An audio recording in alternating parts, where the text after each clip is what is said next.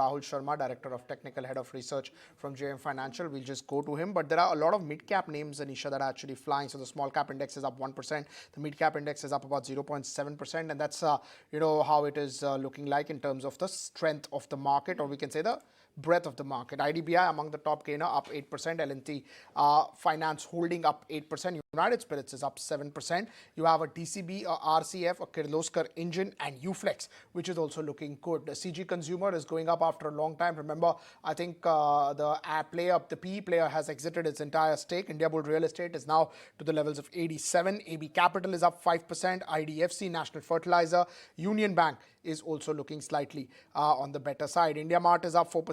City Union Bank is doing well, and Dr. Lal Path Labs is also up 4%. So the broader market is actually where the action is at this time. Let's go across to Rahul Sharma now. He's with us. Rahul, first a view on market, Nifty, Bank Nifty, and then we can take it ahead.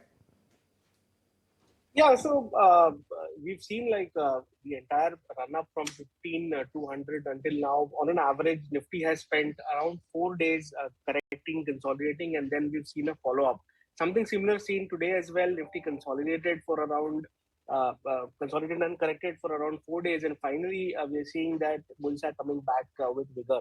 So as far as the Nifty positioning is concerned, on an immediate basis, we think that 17,800 should act as a resistance. That is, until there the bias remains positive. Today, as far as the expiry is concerned, I think there is a short squeeze which has happened at 1716, 17,600 yesterday, and now Nifty is aiming for a 17,800 kind of a level possible.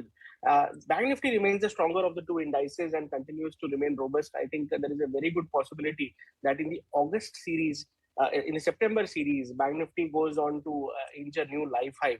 So as far as the positional setup is concerned, Bank Nifty remains the better of the two indices. We are seeing PSU banks coming back into flavor, supporting the banking index. Private banks have already done pretty well, leading by ICICI Bank. But now the kind of setup that we are seeing in HDFC Bank as well as Axis Bank, we believe that 41,800, the previous all-time high of Bank Nifty, should be taken out very soon in the early part of September series. The reason why we really called you was your note which says 21,000 on the Nifty, and this is something that you're expecting over the course of next 6 to 12 months itself, a 20% upside from the current levels. What's giving you this confidence? And as you pointed out, which are the sectors that are going to lead this rally apart from the BFSI space? Yeah, sure. So if you see the components of the Nifty, banks and financial services account to 36% around about composition in Nifty, which is already doing well, headed for a life high. If we simply see a comparison of the consolidation which began from October until date, until say June period, Bank Nifty has already taken out from that consolidation pattern and is aiming for a new life high. The monthly RSIs are nowhere close to where it was in the previous rally of 2018, in the previous rally of 21 that we saw. So there is a lot of headroom left in banks, according to me, and banks is something that could lead the rally. The second leader in this overall setup is FMCG and auto sector. Now, FMCG is already doing very well. The index has already taken out the consolidation pattern, and they're already trading at life highs, both auto and FMCG, which account to around 9% on the FMCG, 6% on the auto. So net 50% of the Nifty weight is super bullish. Technically, the monthly RSIs are nowhere close to what they were in their previous bull rally. So there is a lot of headroom left as far as the bigger positioning is concerned. Yes, there will be corrections time and again, but these dips are to be bought into. Then you have a capital goods, which accounts for around 3% in the overall basket. That is already doing very well. The kind of setup that we have in the large cap capital goods, as well as some of the non-index stocks, is suggesting that the overall capex cycle has turned, and we are seeing good upside in the capital goods sector as well. So this accounts for around 53% of the Nifty, which is pretty robust. The remaining sectors, something like the telecom, oil and gas, consumer durables, power, these are around 30-35% of the remaining Nifty. These are moderately bullish. So don't really see any concern coming from these sectors. Yes, there are a couple of sectors which are neutral to bearish. Pharma is one of them, which is 4% of the Nifty, which is under pressure. Not under pressure exactly, but it is underperforming. Whereas IT is coming out from a 7 month of underperformance, and we believe that IT as of now remains neutral. but there is a good possibility that in the next couple of quarters, IT should see a big reversal as well, and IT should also start contributing to the Nifty's bull run. So, considering the way these sectors are, considering the way these sectoral indices are, there is a good possibility that Nifty heads for not only a new lifetime high, but very well 20% return from current levels, which comes to approximately around 21,000 on the Nifty. So we are bullish on the Nifty with a 6 to 12 month kind of a time frame, and we believe that the rally, the new leadership that has come in from banks, auto, FMCG, capital goods, and maybe IT as a big reversal play. These are things which could propel the Nifty higher, and we could see the magical 21 figure on the Nifty. Right, 21,000, and he was explaining that how essentially it can happen. When we just talk about, 21,000 or a sort of, 10, 12, 15% move on the Nifty, what happens to the mid-cap index? You said financials will do well. What will happen to smaller banks, financials? We've seen some rally over there, NBFCs. How would they perk up?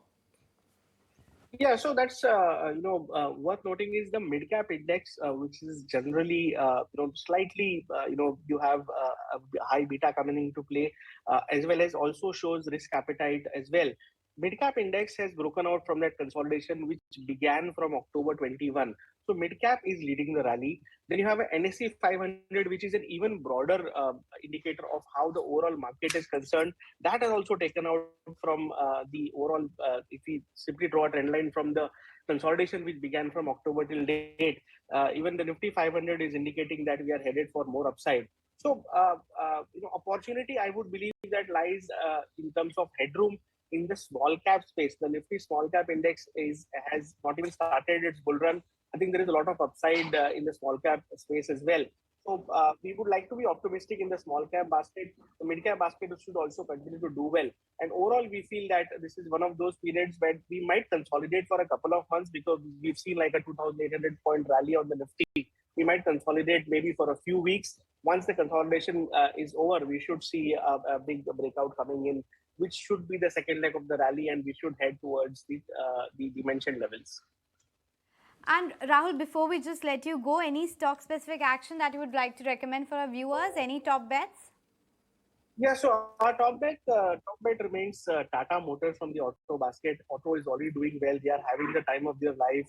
The auto index has taken off. Tata Motors is one of those stocks which is on a relative scale not performed as much as something like an M&M. It has a lot of catching up to do. It is one of those businesses which is present into every possible space that we have in the auto space, right from EVs to commercial vehicles. So we believe that the risk rewards are very much favorable in Tata Motors, and also the long-term charts are suggesting that a big turnaround is around the corner for Tata Motors. It can be bought with a 420 kind of a stop loss, and we believe that there is a 35 to 40% upside that can be had in the next 12 months or so. So Tata Motors can be bought for a target of 650. This is a delivery buy.